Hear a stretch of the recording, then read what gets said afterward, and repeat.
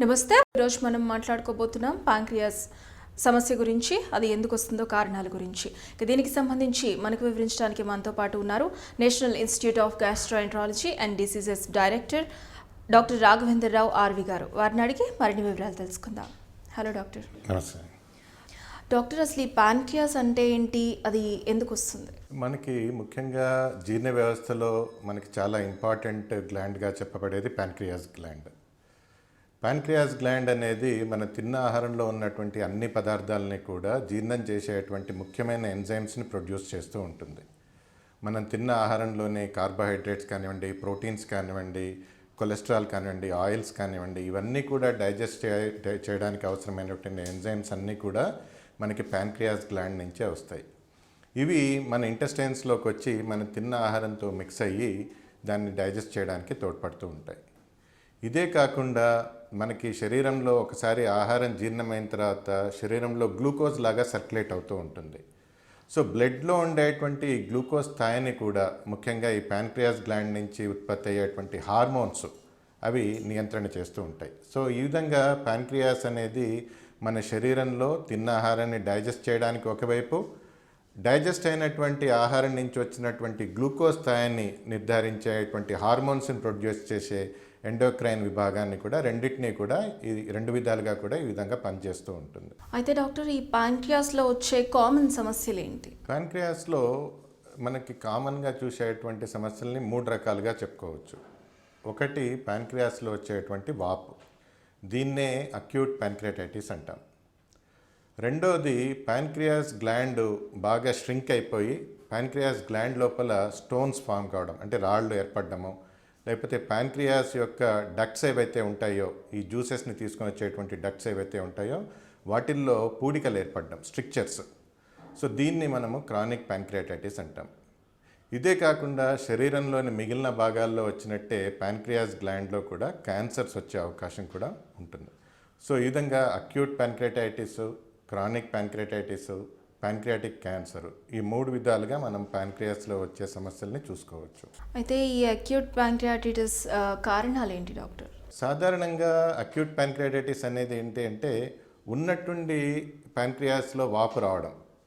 దీనికి ముఖ్యమైన కారణాలు, ఒకటి మనకి గాల్ బ్లాడర్లో స్టోన్స్ ఏర్పడినప్పుడు ఆ స్టోన్స్ కిందకి జారి ప్యాన్క్రియాస్ గొట్టాలకి అడ్డుపడ్డము, దాని మూలంగా ప్యాన్క్రియాటైటిస్ రావడం మనం చూస్తుంటాం, అంటే గాల్ స్టోన్ ప్యాన్క్రియాటైటిస్. ఇది కాకుండా ఆల్కహాల్ మితిమీరి తీసుకున్నప్పుడు, ఈ బింజ్ డ్రింకింగ్ అంటాం, అంటే రోజుల తరబడి కూర్చొని ఆల్కహాల్ విపరీతంగా తాగేయడం, దాని మూలంగా టాక్సిక్ లెవెల్స్కి ఆల్కహాల్ లెవెల్ ఎప్పుడైతే చేరుతుందో అది ప్యాన్క్రియాస్ గ్లాండ్ని డ్యామేజ్ చేసి అక్యూట్ ప్యాన్క్రియాటైటిస్ కలగ చేయడం కూడా మనం చూస్తుంటాం. ఈ రెండే కాకుండా కొన్ని అరుదైన కారణాలు, వైరల్ ఇన్ఫెక్షన్స్ కానివ్వండి, అధిక కొలెస్ట్రాల్ కానివ్వండి, మరికొన్ని ఇతర కారణాల మూలంగా కూడా మనం అక్యూట్ ప్యాన్క్రియాటైటిస్ అనేది చూస్తూ ఉంటాం. అయితే ఈ అక్యూట్ ప్యాంక్రియాటిటిస్ రోగ లక్షణాలు ఏ విధంగా ఉంటాయి? ఇది నేను ఇంత మునుపుగా చెప్పినట్టు అక్యూట్ ప్యాన్క్రియాటైటిస్ అనేది చాలా సడన్గా వస్తుంది. సివియర్గా కడుపులో నొప్పి రావడం, కడుపులో పర్టికులర్గా పై భాగంలో సివియర్గా పెయిన్ రావడము, ఆ పెయిన్ వెన్నుపూసలోకి చొచ్చుకుపోతున్నట్టు ఒక అనుభూతి కలగడం. ఒక విధంగా చెప్పాలంటే మనకి శరీరంలో వచ్చేటువంటి అన్ని రకాల నొప్పుల్లోకి అతి తీవ్రమైన నొప్పిగా మనం అక్యూట్ ప్యాన్క్రియాటైటిస్ పెయిన్ని వర్ణిస్తూ ఉంటాం. అంత అగనైజింగ్ పెయిన్ మనకి ఏ ఇతర భాగంలో కూడా, ఏ ఇతర సమస్యలో కూడా మనకి ఎదురు కాదు. ఈ నొప్పితో పాటుగా నొప్పి తీవ్రత పెరుగుతున్న కొద్దీ వాంతులు కావడము, వాంతులతో పాటుగా ఒక్కొక్కసారి కడుపు బాగా ఉబ్బిపోవడము, దీంతో పాటుగా ఇంకా సివియారిటీ పెరుగుతున్న కొద్దీ శ్వాస ఇబ్బందులు రావడం, ఊపిరి ఆడకపోవడము, బీపీ డౌన్ కావడము, తీవ్రమైన జ్వరం రావడము, జాండీస్ ఏర్పడడం, పసిరికలు ఏర్పడము, శరీరంలో ఒక సెప్టిక్ వాతావరణం ఏర్పడము, ఈ విధమైనటువంటి అనేక రకాల లక్షణాలను కూడా మనం అక్యూట్ ప్యాన్క్రియాటైటిస్లో చూస్తూ ఉంటాం. అయితే ఏ విధమైన టెస్ట్ చేయాల్సి ఉంటుంది దీనికి? సాధారణంగా ఏంటంటే కడుపులో నొప్పి వచ్చినప్పుడు, రోగి మన దగ్గరికి వచ్చినప్పుడు వెంటనే మనము కొన్ని రకాల బేసిక్ పరీక్షలు అనేవి చేస్తూ ఉంటాం. అందులో మనము అమైలేజ్, లైపేజ్ అనేటువంటి రక్త పరీక్షలు ఉంటాయి. వీటిల ద్వారా చాలా సందర్భాల్లో అక్యూట్ ప్యాన్క్రియాటైటిస్ ఉందా లేదా అనేది మనము రోగ నిర్ధారణ చేయడానికి అవకాశం ఉంటుంది. తర్వాత రోగం యొక్క తీవ్రత, ఈ అక్యూట్ ప్యాన్క్రియాటైటిస్ యొక్క తీవ్రతని గమనించడానికి మనం ఫర్దర్గా అల్ట్రాసౌండ్ స్కాన్ కానివ్వండి, సిటీ స్కాన్ కానివ్వండి, ఎంఆర్ఐ స్కాన్ కానివ్వండి, ఇతరత్ర పరీక్షలు అంటే అక్యూట్ ప్యాన్క్రియాటిస్కి కారణాలు ఏంటి, కాల్షియం లెవెల్స్ ఎట్లా ఉన్నాయి, షుగర్ లెవెల్స్ ఎట్లా ఉన్నాయి, కొలెస్ట్రాల్ లెవెల్స్ ఎట్లా ఉన్నాయి, ఈ విధమైనటువంటి అనేక రకాల రక్త పరీక్షల్ని కూడా దీంతో పాటుగా మనం చేస్తూ ఉంటాం. దీని ద్వారా రోగ నిర్ధారణ, రోగ తీవ్రత యొక్క నిర్ధారణ, రోగ కారణాల యొక్క నిర్ధారణ, వాటిలన్నింటినీ కూడా మనం ఈ పరీక్షలు, రక్త పరీక్షలు కానివ్వండి, స్కాన్ పరీక్షలు కానివ్వండి, ఇతరత్ర పరీక్షలు చేయడం ద్వారా మనం నిర్ధారించడానికి అవకాశం ఉంటుంది. అయితే ఈ అక్యూట్ ప్యాంక్రియాటిస్కి ట్రీట్మెంట్ ఏ విధంగా ఉంటుంది డాక్టర్? అంటే ఎప్పుడైతే అక్యూట్ ప్యాంక్రియాటిస్ వస్తుందో రోగ తీవ్రతని బట్టి మనం దీన్ని 3 రకాలుగా విభజిస్తూ ఉంటాం. అంటే mild pancreatitis, intermediate severity of pancreatitis and severe pancreatitis. ఇందులో చాలా సందర్భాల్లో ఏంటంటే సుమారుగా 100లో 80 మందికి ఈ అటాక్ అనేది మైల్డ్గానే వస్తుంది. చాలా సందర్భాల్లో ఈ రోగులకి మనము అవుట్ పేషెంట్ పైనే, ఓపీడీ బేసిస్ పైనే ట్రీట్మెంట్ ఇవ్వడానికి అవకాశం ఉంటుంది. తేలికపాటి మందుల ద్వారా సాధారణంగా ఈ మైల్డ్ ప్యాంక్రియాటిస్ అనేది తగ్గిపోతుంది. అయితే ఈ ప్యాంక్రియాటిస్ వచ్చిన పేషెంట్స్లో సమస్య ఏంటి అంటే అది ఫర్దర్గా వచ్చే రోజుల్లో సుమారుగా 48 నుంచి 72 గంటల పాటు ఫర్దర్గా ప్రోగ్రెస్ అయ్యే అవకాశాలు ఎక్కువగా ఉంటాయి. అది మైల్డ్గా మొదలైనా కానీ ఫర్దర్గా వచ్చే 3-4 రోజుల్లో అది సివియర్ ప్యాంక్రియాటిస్ అయ్యే అవకాశాలు కూడా ఉంటాయి. అందువల్ల రోగ నిర్ధారణతో పాటుగా ఇది ఫర్దర్గా సివియారిటీకి ప్రోగ్రెస్ అవుతుందా లేదా అనేది నిర్ధారణ చేయడం కూడా చాలా ఇంపార్టెంట్. దీన్నే ప్రోగ్నోస్టికేషన్ అంటారు. సో ఈ ప్రోగ్నోస్టికేషన్ చేయడం ద్వారా ఏ రోగి మైల్డ్ ప్యాంక్రియాటిస్ నుంచి సివియర్కి ప్రోగ్రెస్ అయ్యే అవకాశాలు ఎక్కువగా ఉన్నాయి అనేది మనం నిర్ధారణ చేస్తాం. సివియర్గా ప్రోగ్రెస్ అవుతారు అనుకున్న పేషెంట్స్ని తప్పనిసరిగా అడ్మిట్ చేయడం జరుగుతుంది.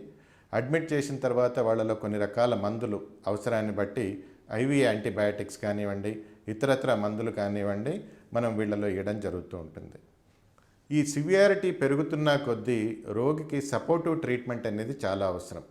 ముఖ్యంగా శరీరంలో ఒక సెప్టిక్ వాతావరణం ఏర్పడము, దాని మూలంగా శ్వాసపర ఇబ్బందులు రావడము, అంటే తీవ్రమైన ఆయాసం కలగడము, ఒక్కొక్కసారి ఆక్సిజన్ అవసరం కావడము, ఫర్దర్గా ఇంకా కూడా శ్వాస ఇబ్బందులు తీవ్రమైతే కొన్నిసార్లు వెంటిలేటర్ అది పెట్టవలసి రావడము, అదేవిధంగా మూత్రానికి సంబంధించిన ఇబ్బందులు, మూత్రం ఆగిపోవడము, కొన్ని సందర్భాల్లో డయాలసిస్ అది చేయవలసి రావడము, ఇటువంటి మల్టీ ఆర్గాన్ ఫెయిల్యూర్లో కూడా వెళ్ళే అవకాశాలు ఈ అక్యూట్ ప్యాంక్రియాటిస్ ఉన్న పేషెంట్స్లో, సివియర్ అక్యూట్ ప్యాంక్రియాటిస్ ఉన్న పేషెంట్స్లో చూస్తుంటాం. సో రోగ తీవ్రతను బట్టి మనం తేలికపాటి మందులు వాడడమా, లేదంటే రోగిని అడ్మిట్ చేయడమా, వార్డులో అడ్మిట్ చేయడమా, ఐసీయూలో అడ్మిట్ చేయడమా, ట్రీట్మెంట్ ఏ విధంగా ఇవ్వాలి అనేది తీవ్రతను బట్టి ఆధారపడి ఉంటుంది. సుమారుగా 100లో 90% మంది ఈ విధమైన ట్రీట్మెంట్కి, సపోర్టివ్ ట్రీట్మెంట్ కానివ్వండి, ఇతరత్ర మందులు కానివ్వండి, వీటి ద్వారా రెస్పాండ్ అయ్యి తిరిగి నార్మల్ అయ్యే అవకాశం ఉంటుంది. అయితే ఒక 10% మంది పేషెంట్స్లో మాత్రము ఈ సివియారిటీ చాలా తీవ్రంగా ఉంటుంది. అది శరీరానికి లైఫ్ రిస్క్ దారితీసేటువంటి తీవ్రంగా ఈ యొక్క అక్యూట్ ప్యాంక్రియాటిస్ అది రూపాంతరం చెందవచ్చు, అంత సివియారిటీకి ప్రోగ్రెస్ కావచ్చు. ఇటువంటి పేషెంట్స్లో మాత్రము మనం అవసరాన్ని బట్టి ఫర్దర్గా ట్రీట్మెంట్ని అప్గ్రేడ్ చేయవలసి ఉంటుంది. కొన్ని సందర్భాల్లో స్పెషల్ ఎండోస్కోపీ విధానాలు ఉంటాయి, ఈఆర్సిపి అంటారు. వీటి ద్వారా ట్రీట్మెంట్ చేయడం కానివ్వండి, మరికొన్ని సందర్భాల్లో ఏదైతే ప్యాంక్రియాస్ భాగం బాగా డ్యామేజ్ అయ్యి కుళ్ళిపోయినట్టు అవుతుంది, నెక్రోసిస్ అంటారు, ప్యాంక్రియాటిక్ నెక్రోసిస్.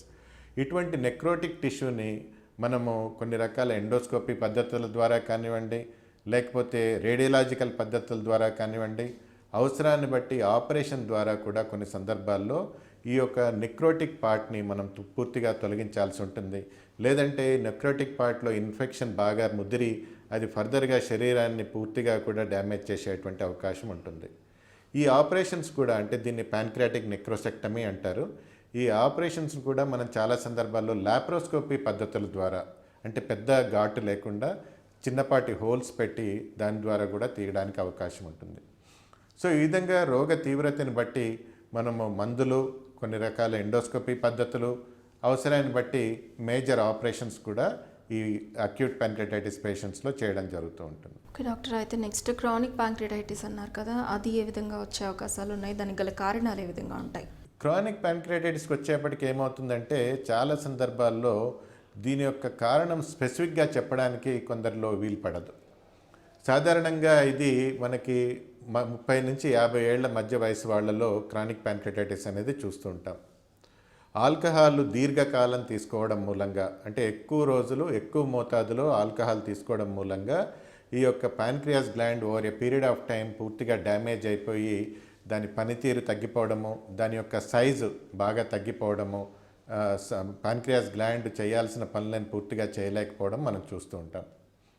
కొన్ని సందర్భాల్లో ఎటువంటి రీజన్ లేనప్పటికీ కూడా, పర్టికులర్గా చిన్న వయసు పిల్లల్లో మనం చూసేది ట్రాపికల్ ప్యాంక్రియాటైటిస్ అంటాం. ఇవాళ రేపు చాలా సాధారణంగా చూస్తున్నటువంటి పిల్లల్లో వచ్చేటువంటి సమస్య.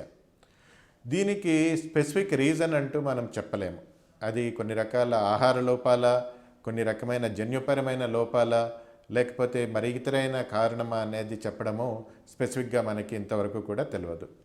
కొన్నిసార్లు కొన్ని అరుదైన రీజన్స్, అంటే ఒక్కొక్కసారి ప్యాన్క్రియాస్ గొట్టాల్లో బ్లాక్స్ ఏర్పడతాయి ఫర్ అన్నోన్ రీజన్, అంటే స్పెసిఫిక్ రీజన్ లేకుండా ఈ యొక్క ప్యాన్క్రియాస్ గొట్టాల్లో బ్లాక్స్ ఏర్పడము, వీటిల మూలంగా కూడా క్రానిక్ ప్యాంక్రియాటైటిస్ వచ్చే అవకాశం ఉంటుంది. అయితే దీనికి ఏ విధమైన రోగ లక్షణాలు ఉండే అవకాశాలు ఉన్నాయి? క్రానిక్ ప్యాంక్రియాటైటిస్లో చాలా ముఖ్యమైన రోగ లక్షణము కడుపులో నొప్పి.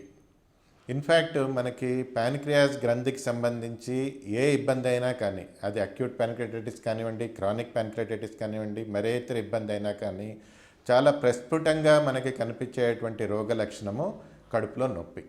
అది పర్టికులర్గా క్రానిక్ ప్యాంక్రియాటైటిస్ పేషెంట్స్లో ఈ నొప్పి యొక్క తీవ్రత అనేది చాలా సివియర్గా ఉంటుంది. కడుపు యొక్క పైభాగంలో నొప్పి రావడము, అది వెన్నుపూసలోకి చొచ్చుకుపోతున్నట్టు ఒక ఫీలింగ్ కలగడము, అది తెరలుగా నొప్పి రావడము, over a period of time ఆ నొప్పి యొక్క ఇంటెన్సిటీ కానివ్వండి, దాని యొక్క ఫ్రీక్వెన్సీ కానివ్వండి, ఇదంతా కూడా చాలా ఫ్రీక్వెంట్గా రావడం ఈ నొప్పి. ఒక విధంగా చెప్పాలంటే రోగి యొక్క జీవన శైలి అంతా కూడా ఆ నొప్పిని కంట్రోల్ చేసుకోవడంలోనే సరిపోతూ ఉంటుంది. ఉద్యోగాలు చేయాల్సిన వాళ్ళు ఉద్యోగాలకు వెళ్ళలేరు, పనులు చేసుకునే వాళ్ళు పనులు చేసుకోలేరు, పిల్లలైతే స్కూళ్ళకి వెళ్ళలేరు. సో ఈ విధంగా వాళ్ళ యొక్క లైఫ్ స్టైల్ అంతా కూడా ఆ పెయిన్ని కంట్రోల్ చేసుకోవడంలోనే సరిపోతూ ఉంటుంది. ఎప్పుడైతే క్రానిక్ ప్యాంక్రియాటైటిస్ యొక్క తీవ్రత పెరుగుతూ ఉంటుందో ఫర్దర్గా మనకి కాంప్లికేషన్స్ అనేవి మొదలవుతాయి. అంటే ఎప్పుడైతే క్రానిక్ ప్యాంక్రియాటైటిస్ ఉంటుందో ప్యాంక్రియాస్ గ్లాండ్ బాగా సన్నపడిపోవడము, ప్యాంక్రియాస్ జ్యూసెస్ సరిగ్గా ప్రొడ్యూస్ కాకపోవడము, దాని మూలంగా ప్యాంక్రియాస్ చేయాల్సినటువంటి ఆహారము జీర్ణం కాకపోవడం, తద్వారా ఏమవుతుందంటే శరీరానికి వంటబట్టాల్సినటువంటి ఆహారము వృధా అయిపోతూ ఉంటుంది, మల విసర్జనలో వెళ్ళిపోతూ ఉంటుంది. సో అందువల్ల మనిషి బాగా సన్నబడిపోతూ ఉంటాడు, శరీరంలో ప్రోటీన్స్ అనేవి అందకుండా ఉంటాయి. సో అదేవిధంగా తిన్న ఆహారం జీర్ణం కాకపోవడం మూలంగా తిన్నది తిన్నట్టుగా మోషన్లో ఆయిల్ లాగా వెళ్ళిపోతూ ఉంటుంది. దీన్నే స్టియటోరియా అంటారు. ఇది క్రానిక్ ప్యాంక్రియాటైటిస్ ఉన్న పేషెంట్స్లో చాలా ముఖ్యమైన లక్షణం. అంటే మల విసర్జనలో నూనె పడ్డం, చమురులాగా మల విసర్జన కావడం అనేది చాలా ముఖ్యమైన సమస్య. ఎప్పుడైతే ఇది దీర్ఘకాలం క్రానిక్ ప్యాంక్రియాటైటిస్ కొనసాగుతుందో లాంగ్ టర్మ్లో ఫర్దర్గా జాండీస్ ఏర్పడము, ఒక్కొక్కసారి తీవ్రమైన వాంతులు కావడము, వాంతిలో బ్లడ్ పోవడము, లేకపోతే మల విసర్జనలో నల్లగా మోషన్ పోవడము, అదేవిధంగా కొన్నిసార్లు ఈ ఫర్దర్గా తీవ్రమైన చలితో కూడిన జ్వరం రావడము ఈ పేషెంట్స్లో మనం చూస్తూ ఉంటాం. అయితే ఏ విధమైన టెస్ట్ చేయడం ద్వారా దీన్ని నిర్ధారిస్తారు? పెయిన్ ఎప్పుడైనా సరే రోగికి దీర్ఘకాలంగా ఉన్నప్పుడు దానికి ఫర్దర్గా అనువైన పరీక్షల్ని మనం చేసుకోవడం చాలా ఇంపార్టెంట్. చాలా సందర్భాల్లో నేను చెప్తూ ఉంటాను, అనేక రకాల ప్రసంగాల్లో కానీ షోస్లో కానీ, ఎప్పుడైనా సరే కడుపులో సమస్య ఏర్పడినప్పుడు ఫస్ట్ ఒక అల్ట్రాసౌండ్ చేసుకుంటే చాలా సులభంగా ప్యాన్క్రియాస్ గ్రంథిలో కానీ మరే ఇతర భాగంలో కానీ కడుపులో ఉన్నటువంటి అనేక రకాల సమస్యల్ని మనము ఎటువంటి రేడియేషన్ ఎఫెక్ట్ ఉండదు అల్ట్రాసౌండ్ స్కాన్కి, తద్వారా అనేక రకాల సమస్యల్ని చాలా తొలి దశలోనే మనం కనుక్కోవడానికి అవకాశం ఉంటుంది. అయితే అవసరాన్ని బట్టి ఫర్దర్గా క్రానిక్ ప్యాంక్రియాటైటిస్ పేషెంట్స్లో మనం సిటీ స్కాన్ కానీ, ఎంఆర్సిపి పరీక్షలు కానీ, ఎండోస్కోపీ పరీక్షలు కానీ ఇవన్నీ కూడా చేస్తూ ఉంటాం. అయితే ఇందులో చాలా లేటెస్ట్గా మంచి అడ్వాన్స్డ్ రోగ నిర్ధారణ విధానం ఏంటి అంటే ఎండోస్కోపిక్ అల్ట్రాసౌండ్. దీంట్లో ఒక అడ్వాంటేజ్ ఏంటంటే దీంట్లో రొటీన్గా చేసే ఎండోస్కోపీతో పాటుగా మనం అల్ట్రాసౌండ్ పరికరాన్ని అమరుస్తాం. చాలా మైన్యూట్ అల్ట్రాసౌండ్ పరికరాన్ని అమర్చడం ద్వారా ప్యాన్క్రియాస్ గ్లాండ్కి చాలా చేరువుగా వెళ్ళి అక్కడి నుంచి మనం ప్యాన్క్రియాస్ని పూర్తిగా నిశితంగా పరీక్షించి ప్యాన్క్రియాస్ గ్లాండ్లో జరుగుతున్నటువంటి అనేక రకాల మార్పుల్ని, ప్యాన్క్రియాస్ గొట్టాల్లో పూడికలు ఏర్పడినాయా, ప్యాన్క్రియాస్ గొట్టాల్లో రాళ్ళు చేరుతున్నాయా, ప్యాన్క్రియాస్ గ్లాండ్ ష్రింక్ అవుతోందా, ప్యాన్క్రియాస్ గ్రంథి లోపల ఇతరత్ర మార్పులు ఏమైనా జరుగుతున్నాయి, ఇవన్నీ కూడా కూలంకషంగా మనము పరిశీలించడానికి, అవగాహన చేసుకోవడానికి వీలవుతుంది. సో ఎండోస్కోపిక్ అల్ట్రాసౌండ్ అనేది ఎటువంటి రేడియేషన్ ఎఫెక్ట్ ఉండదు. సిటీ స్కాన్, ఎంఆర్ఐ స్కాన్ వీటితో కంపేర్ చేస్తే, సిటీ స్కాన్తో పర్టికులర్గా కంపేర్ చేస్తే రేడియేషన్ ఎఫెక్ట్స్ అనేది ఎండోస్కోపిక్ అల్ట్రాసౌండ్లో ఏమాత్రం కూడా ఉండవు. సో తద్వారా ప్యాన్క్రియాస్ యొక్క పరిశీలన మనకి సులభంగా జరుగుతుంది, ఎటువంటి సైడ్ ఎఫెక్ట్స్ లేకుండా జరుగుతుంది. కాబట్టి క్రానిక్ ప్యాన్క్రియాటైటిస్ ఉన్న పేషెంట్స్లో ఎండోస్కోపిక్ అల్ట్రాసౌండ్ అనేది చాలా ఉత్తమమైనటువంటి వైద్య విధానం, నిర్ధారణ విధానం. క్రానిక్ ప్యాంక్రియాటైటిస్ ట్రీట్మెంట్ ఏ విధంగా ఉంటుంది డాక్టర్? క్రానిక్ ప్యాన్క్రియాటైటిస్కి వచ్చేప్పటికి ఏంటంటే మనము దాని యొక్క సివియారిటీని బట్టి, ముఖ్యంగా నేను ఇంత మునుపుగా చెప్పినట్టు ఈ క్రానిక్ ప్యాన్క్రియాటైటిస్ పేషెంట్స్లో పెయిన్ అనేది చాలా ఇంపార్టెంట్ సిమ్టమ్. సో వీళ్ళకి పెయిన్ తగ్గిస్తే చాలా సందర్భాల్లో మనం వాళ్ళని మేనేజ్ చేయగలం. సో పెయిన్కి సంబంధించి అనేక రకాల మందులు వాడడం, అది సింపుల్ ట్యాబ్లెట్స్తో మొదలుపెట్టి కొన్నిసార్లు వేరియస్ ఇంజెక్షన్స్ కూడా మనము ఐవీ ఇంజెక్షన్స్ కూడా ఇవ్వవలసి వస్తుంది. అయితే దీంతో పాటుగా పెయిన్తో పాటుగా ఎప్పుడైతే మిగిలిన కాంప్లికేషన్స్ మొదలవుతాయో అటువంటప్పుడు ట్రీట్మెంట్ అనేది ఫర్దర్గా మనం పెంచాల్సిన అవసరం ఉంటుంది. ముఖ్యంగా ఈ యొక్క రాళ్ళు చేరి ఈ ప్యాన్క్రియాస్ గొట్టంలో బ్లాక్ చేస్తూ ఉంటాయి. అటువంటి వాటిల్ని మనము కొన్ని రకాల ఎండోస్కోపిక్ పద్ధతుల ద్వారా, స్పెషల్ ఎండోస్కోపీ విధానాలు ఉంటాయి, ఎండోస్కోపిక్ ఈఆర్సిపి పద్ధతుల ద్వారా కానివ్వండి, లేకపోతే లిథోట్రిప్సీ విధానాలు, అంటే రాళ్ళని మనము సౌండ్ వేవ్స్ ద్వారా బ్లాస్ట్ చేసిన స్టోన్స్ని కూడా మళ్ళీ స్టెంట్ వేసి తీసేయడం, ఈ విధమైన స్పెషల్ ఎండోస్కోపీ పద్ధతులను వినియోగించి ఈ ప్యాన్క్రియాస్లో ఏర్పడినటువంటి రాళ్ళని, గొట్టాల్లో ఏర్పడినటువంటి రాళ్ళని కూడా మనం తొలగించడానికి అవకాశం ఉంటుంది. కొన్నిసార్లు ఈ ప్యాన్క్రియాస్ గొట్టాల్లో బ్లాక్స్ ఏర్పడతాయి, స్ట్రిక్చర్స్, వీటిల్ని కూడా మన ఎండోస్కోపీ పద్ధతులతోటి దాన్ని ఓపెన్ చేసి దాంట్లో స్టెంట్ అమర్చడం ద్వారా ఈ పూడికల్ని కూడా మనం పూర్తిగా తొలగించడానికి అవకాశం ఉంటుంది.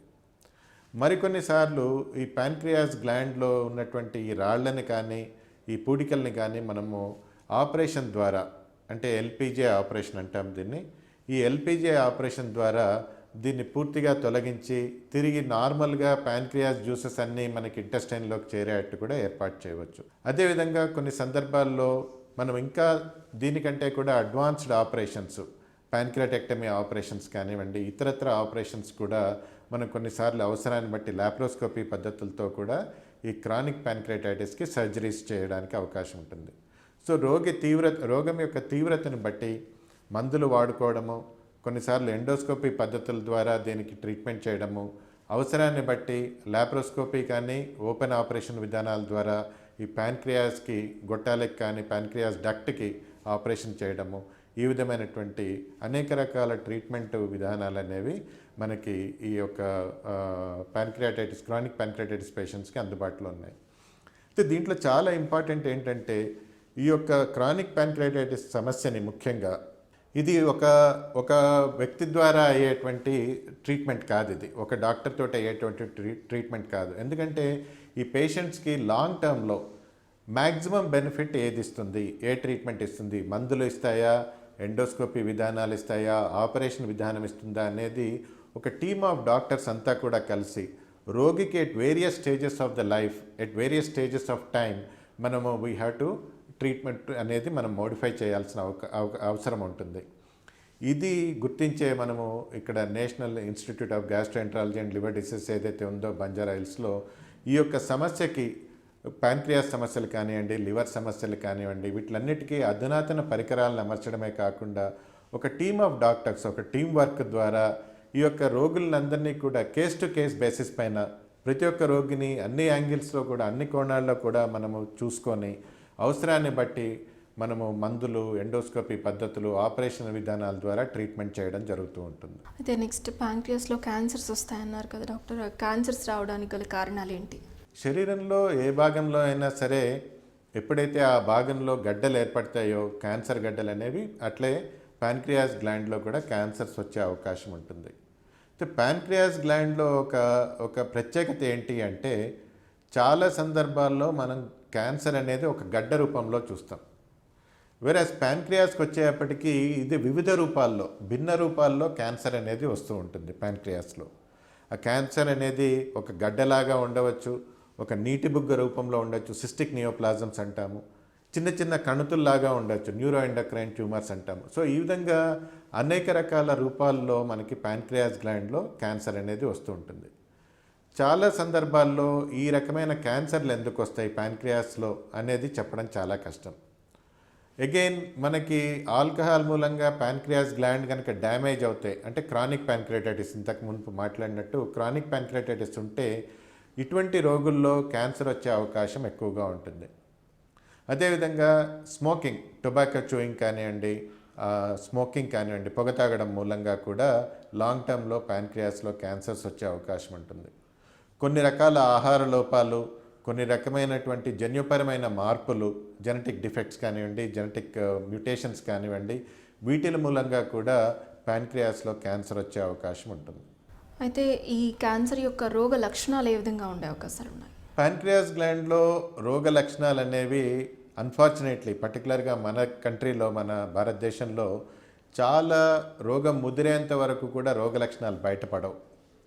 కొందరు పేషెంట్స్లో మనకి పసరికలు ఏర్పడము, కడుపులో తీవ్రమైన నొప్పి ఉండడము, ఆహారం సరిగ్గా జీర్ణం కాకపోవడము, వెయిట్ లాస్ కావడము మనం ముఖ్యంగా గమనించాల్సిన విషయాలు. ఎవరైనా రోగికి కడుపులో నొప్పి ఉండి బరువు తగ్గుతూ ఉంటే అది మనం ప్యాంక్రియాస్ క్యాన్సర్కి ఇండికేషన్స్ చాలా ఎక్కువగా ఉంటాయి. దీంతో పాటుగా జాండీస్ ఏర్పడినప్పుడు మనం దాని యొక్క తీవ్రతని చాలా సివియర్గా తీసుకోవాల్సి ఉంటుంది. కొన్నిసార్లు ఎటువంటి రోగ లక్షణాలు లేకుండానే ప్యాంక్రియాస్ గ్లాండ్లో క్యాన్సర్ అనేది చాలా ముదిరిపోయే స్టేజ్ వరకు కూడా చేరే అవకాశం ఉంటుంది. పర్టికులర్గా ప్యాంక్రియాస్ యొక్క చివరి భాగంలో వచ్చేటువంటి క్యాన్సర్స్, ప్యాంక్రియాస్లో ఉండేటువంటి చివరి భాగంలో ఎప్పుడైతే క్యాన్సర్స్ ఏర్పడతాయో ఎటువంటి రోగ లక్షణాలు లేకుండానే చాలా పెద్ద స్థాయికి ఈ సైజుకి ఈ యొక్క క్యాన్సర్ పెరగడము, దాంతో బాగా శరీరంలో అన్ని చోట్లకి కూడా అది స్ప్రెడ్ అయ్యే రిస్క్ కూడా ఎక్కువగా ఉంటుంది. అయితే ఈ క్యాన్సర్స్ని ఏ విధమైన టెస్ట్ ద్వారా నిర్ధారిస్తారు? ప్యాంక్రియాస్ క్యాన్సర్ అనుమానాలు ఉన్నప్పుడు వెంటనే మనము దానికి ఎండోస్కోపిక్ అల్ట్రాసౌండ్ అనేది పరీక్ష అనేది చేస్తాం. ఇంత మునుపుగా నేను చెప్పినట్టు ఈ ఎండోస్కోపిక్ అల్ట్రాసౌండ్ తోటి ప్యాంక్రియాస్ క్యాన్సర్ని మనం చాలా దగ్గరగా వెళ్ళి దాన్ని చూసి దాని యొక్క తీవ్రత ఎంత ఉంది, అది సైజ్ ఎంత ఉంది, అదేవిధంగా అది ప్యాంక్రియాస్ బయటకి ఏమైనా స్ప్రెడ్ అయిందా, దాంతోపాటుగా దాని నుంచి ఏమైనా బయాప్సీ ఏమైనా అవసరమైతే బయాప్సీ తీయడానికి కూడా ఈ ఎండోస్కోపిక్ అల్ట్రాసౌండ్ పద్ధతిలో మనకు వీలవుతుంది. ఫర్దర్గా మనము సిటీ స్కాన్ కానివ్వండి, పెట్ సిటీ స్కాన్ అంటే హోల్ బాడీ స్కాన్. క్యాన్సర్స్ ఎప్పుడు కూడా ఏంటంటే ఒక చోట ఉండవు, అవి వాటి యొక్క తీవ్రత పెరుగుతున్న కొద్దీ శరీరంలోని అన్ని భాగాలకు కూడా స్ప్రెడ్ అయ్యే రిస్క్ ఎక్కువగా ఉంటుంది. అందువల్ల ప్యాంక్రియాస్ క్యాన్సర్ డయాగ్నోజ్ అయినప్పుడు వెంటనే మనము హోల్ బాడీ స్కాన్ చేయడం ద్వారా, పెట్ సిటీ స్కాన్ చేయడం ద్వారా ఇది మరిన్ని భాగాలకు ఏమన్నా స్ప్రెడ్ అయిందనే విషయాన్ని కూడా నిర్ధారణ చేసుకోవడానికి అవకాశం ఉంటుంది. ముఖ్యంగా ప్యాంక్రియాస్ క్యాన్సర్స్లో బయాప్సీస్ చేయడం అనేది చాలా ఇంపార్టెంట్ విషయం. మిగిలిన ఏ భాగంలో అయినా కానీ బయాప్సీ చేయడం అనేది చాలా సులభంగా చేయగలుగుతాం.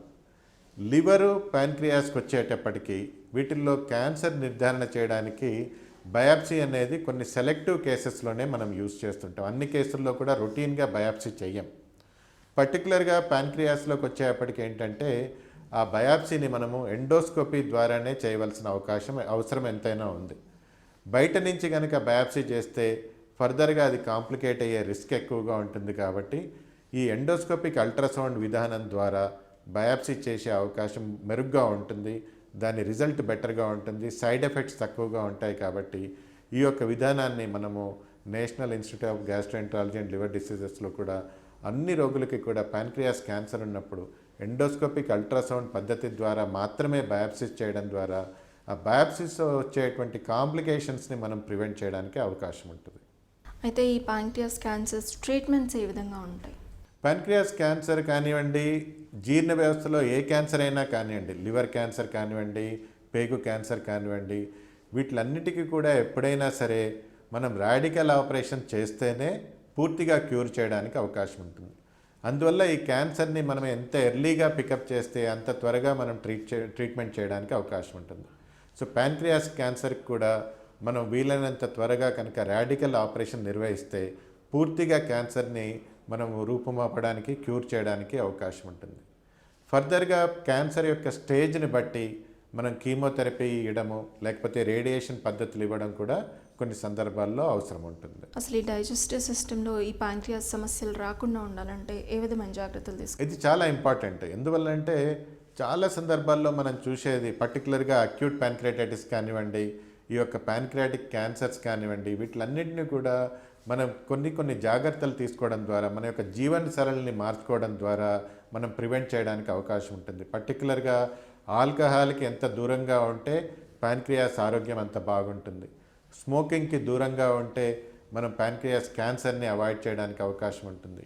అదేవిధంగా శరీరంలో ఆహారం తీసుకున్నప్పుడు దాని సమతుల్యమైన ఆహారం తీసుకోవడం ద్వారా, పర్టికులర్గా విటమిన్ సి ఉన్నటువంటి ఫ్రూట్స్ అవి ఎక్కువగా తీసుకోవడము, సమతుల్యమైన ఆహారం తీసుకోవడం ద్వారా చాలా మటుకు ప్యాన్క్రియాస్ సమస్యలు రాకుండా మనం అరికట్టవచ్చు. ఓకే డాక్టర్, ప్యాంక్రియాస్ గురించి అలాగే అందులో వచ్చే సమస్యల గురించి, నివారణ మార్గాల గురించి చాలా క్లియర్గా ఎక్స్ప్లెయిన్ చేశారు. Thank you so much. Thank you.